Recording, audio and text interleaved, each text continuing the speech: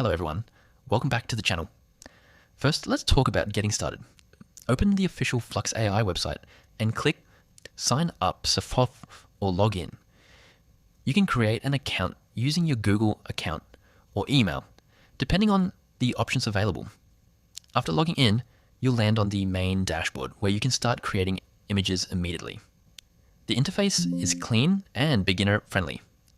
On the left, you'll find your prompt box where you describe the image you want to create. The more detailed your prompt is, the better the final result.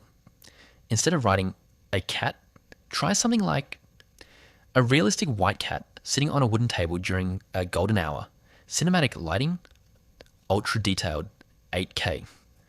Small prompt improvements can completely change the quality of your images. One of the biggest strengths of FLUX AI is its realistic image quality. It produces sharp details, natural lighting, accurate textures, and impressive prompt understanding.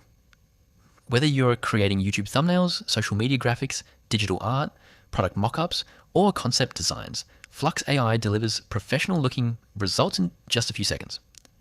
Another feature I really like is its speed. Compared to many AI image generators, FLUX AI processes prompts quickly while maintaining excellent quality. If you're a content creator, designer, or marketer, this can save a lot of time. However, it's not perfect.